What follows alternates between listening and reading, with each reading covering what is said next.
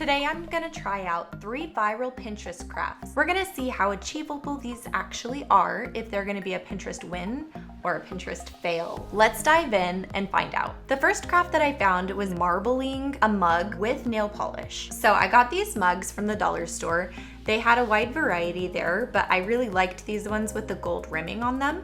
I thought they would make for a more beautiful finish. And then I thought that these were some really fun colors to use. So we're gonna use these nail polish colors. Everything is from the dollar store, so this one shouldn't be too expensive. Basically, the idea is that you just fill a bowl with water. Whatever bowl you use, the nail polish is just not gonna come off. So I opted for some disposable bowls. Then you take your nail polish and you just kind of drizzle it in the water. And we're gonna see how messy this is too, because I feel like this is gonna be a huge mess. It's not even pouring. There we go. I just want it to drizzle out, because it's supposed to come out marbled. I kind of feel like it's just dispersing in the water. I don't know if that's supposed to happen. Oh, you know what I didn't do though? Number 1 rule of nail polish is you're supposed to shake it before you use it. Try again. Okay, come on, nail polish. It's still just kind of dispersing. I also don't know how much I need, so I'm kind of just winging it here. After we get all the nail polish in, we are supposed to just take our mug and just dunk it in. So let's try it and see what it does. It actually worked. There's color on it. I was kind of nervous because I was not, it just dispersed in the water so much. And maybe because I'm using a red bowl and pink nail polish, it was just a little harder to tell. But now it's all kind of dripping and gooey. Okay, I'm just gonna set it to the side and let it dry like this. And I want to try another color. Also, this did not color the bottom for some reason. Maybe it just had an air bubble trapped in it. Next color. I'm gonna shake this one first. The website did say also to make sure that you don't fill the bowl too much, because since you need to put the mug in, you don't want the water like spilling out everywhere. And then we are going for like a neon greenish, yellowish color here. This one's coming out a lot easier than that pink one did. This one's not dispersing as much in the water either. Here we go, next mug. Straight down. And up. And there we go, it's got the color on it. That's fun. It's not actually marbling. So it's fun coloring, but it's not exactly like the pin. The website also said that if you use a color that's too light, it doesn't work as well. So I wanted to try that out with this little shimmery, goldish, bronzy, it's not even bronze. What is this? It's just kind of a pearlish color. I also suggest doing this over some sort of tablecloth or something like that. Oh, that actually looks really cool in the water. I hope it looks just as nice on the mug. Maybe I'm just putting too much nail polish in here because it's just not marbling. I wonder if that's my problem. But okay, so we're gonna dip in the lighter color and pull it out. And that is not even visible. I can barely see that at all, but it does have kind of like a pearlish sheen to it, but it just doesn't look like it's really there. Backup thought for this one was to dip it in one of the other colors. I'm not gonna add any more nail polish to this one. This is the one we used for the pink. I'm just gonna dip it straight in and see what we get. And up. Okay, so a little bit of coloring on that one. Now I want to dip it straight into the one we used for the green. Let's see. Okay, so this is actually giving us a little bit more of that marble effect, but I think the nail polish is also drying because look at that stringy goo. That's kind of gross looking. So I'm gonna set them all off to the side, let them dry, and come back to it. With the mugs, after all is said and done, you have to have a mug, you have to have nail polish, and you have to have a bowl to get it from. If you're getting all of these from the Dollar Tree, that comes to a grand total of $3.75 plus tax. I felt like the mugs were an easy project to do as far as like the steps that they took to get them done. But the way they came out was not marbled. I don't feel like these really match the expectation. And I ended up with all of these really weird like bubbling at the bottom. And I don't know if that was just water trapped or what happened there. And I got some streaking going on. I don't know what it takes to make these look really good. Just doing what I did, they didn't come out like as nice and pretty as the Pinterest pin.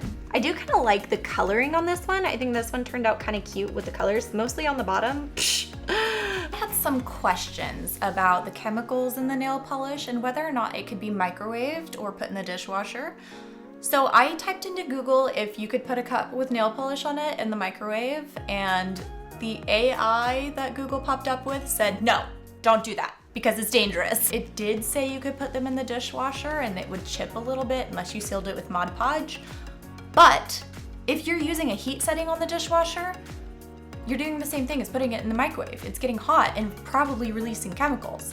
So my advice would be to just leave these as a hand wash only. That way we can all stay healthy and happy.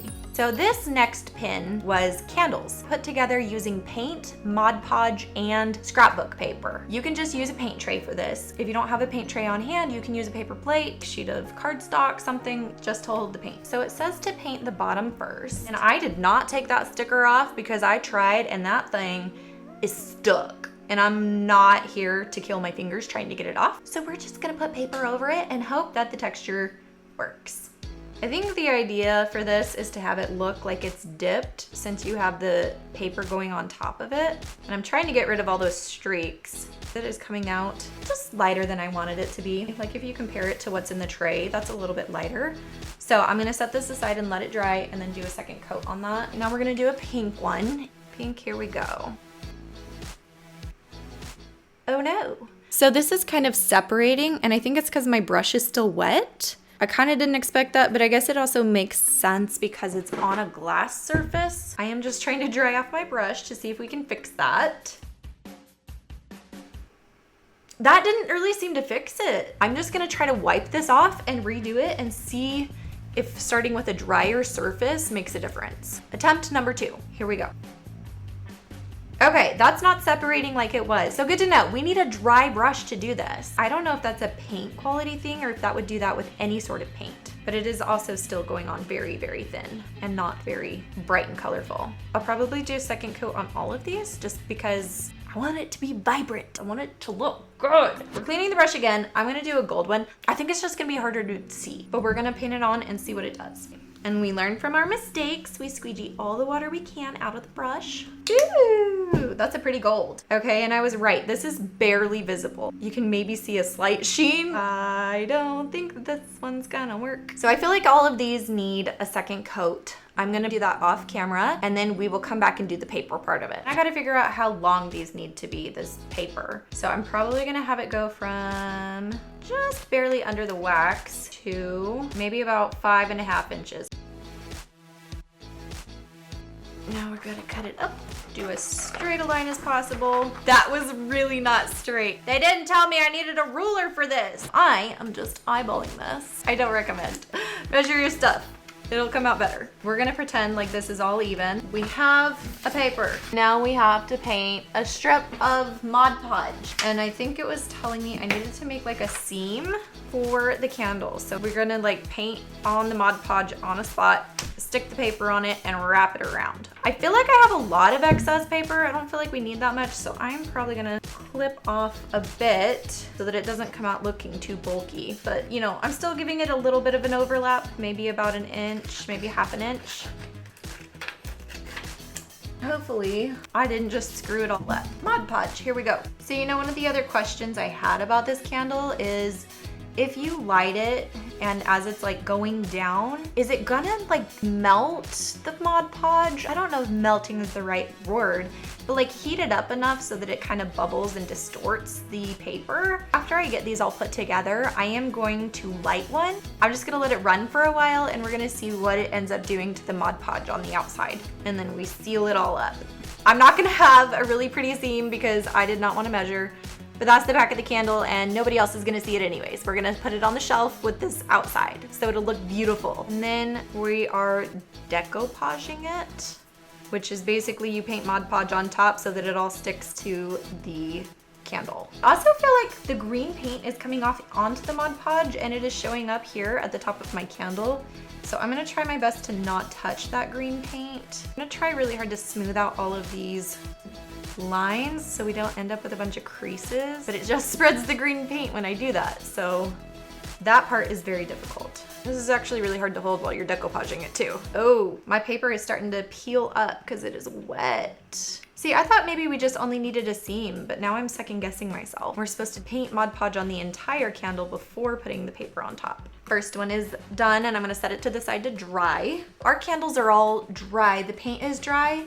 But this was taking really, really long time to get fully dry. So I brought out my blow dryer and I blow dried the acrylic paint just to kind of streamline the process. If you do this, you want to make sure that you're holding it back a bit so that it doesn't melt the wax or set anything on fire. I don't know if I just bought some really crap paint or if I just did it wrong, but this gold one that I thought would be so pretty had such a hard time actually drying and putting on enough that you didn't see the candle through it. So I didn't love how the gold one turned out, but hopefully the paper can help hide some of the like thinness.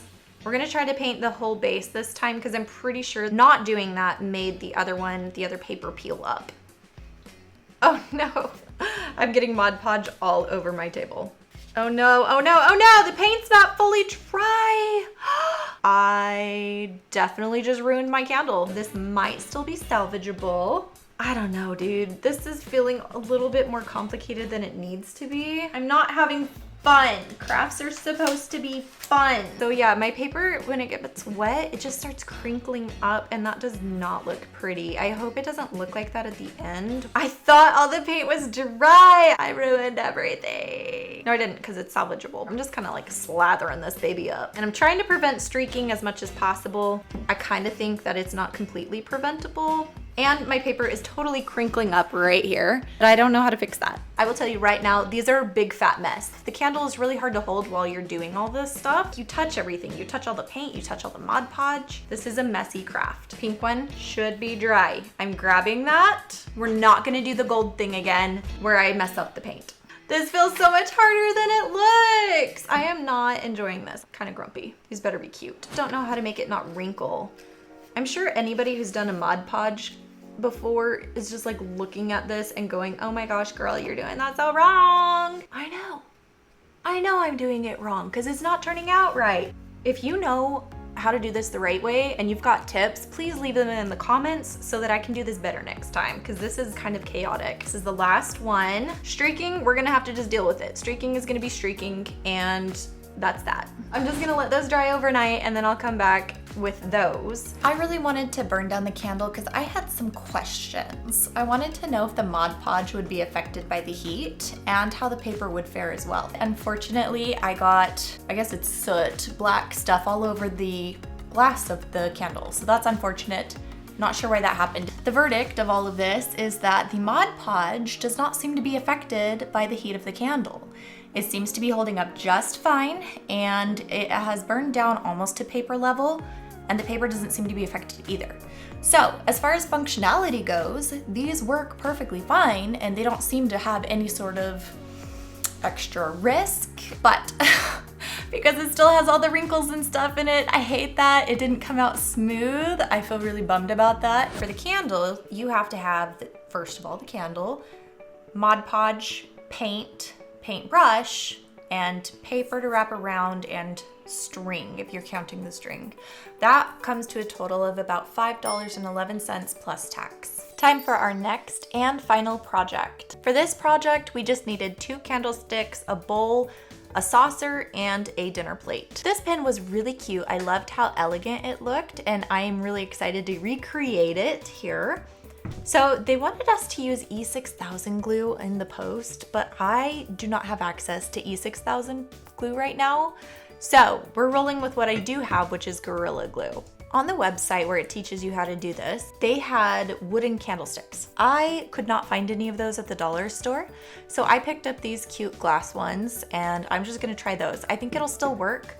I also couldn't find any blue that was blue on the front and the back. The ones I found were blue on the front and then white on the back, and I just didn't think that would make for as nice of a look. So I went with gray. I think it'll look really nice with our glass candle holders. I am just gonna take my glue, whoop. I don't think they said to sand it or anything, so I am not.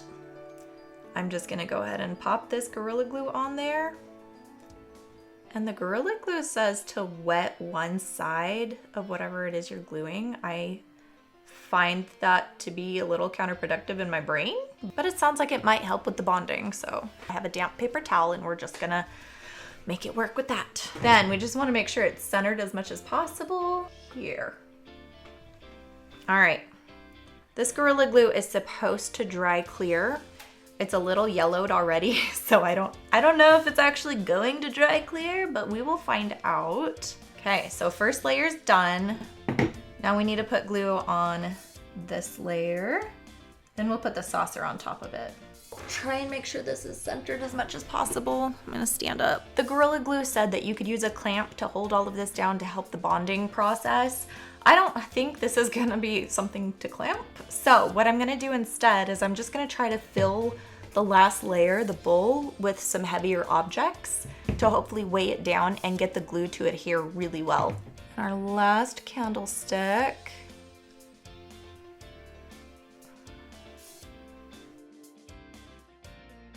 Glue's coming out a little bit on the sides there. Maybe I'll clean that up with a rag so that we don't have any spillage. Last layer.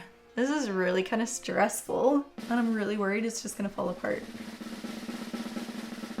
Oh, we got some wobbling. This was supposed to be the easy one. I think that is at a point where I can put something in it. So we're just gonna put something heavy in here, and then we're gonna let it sit for 24 hours. And I'll come back then and show you if it actually worked or not. Plate, a saucer, a bowl, and 2 candlesticks. If you're buying those at the Dollar Tree, that is $6.25 plus tax. I realized that I forgot to factor in the cost of the glue. So this bottle actually cost $7.68 at Walmart. With the cost of this glue factored in, that makes this final craft our most expensive project, coming in at a total of $13.95 plus tax. So these did not turn out like the pin at all. I mean, kind of, but not really. They're not marbled. I thought the pin was way cuter than these, and so I'm gonna call this one a fail. Candles, some of them turned out okay, and some of them didn't. So maybe it's a technique thing. Because they have all like the bubbling and stuff, I call them a win-ish, with caveats. Our last project, here it is. So my heavy thing that I found to keep it weighted down was some, you know, just random geodes I have laying around. I think this turned out so cute. I really love like the glass with the gray. It feels really elegant to me. I'm just gonna hold it by the top and let the bottom go. And our glue worked. So this, I think on the website, it said it was like a jewelry tray. And I'm kind of thinking like a treat tray. Like this is so cute, and I just wanna like put it out for guests. So I'm calling this one a win. Do you agree with my verdict? Are these a win or a fail? Let me know below in the comments. Thanks so much for watching, and I will catch you in the next video.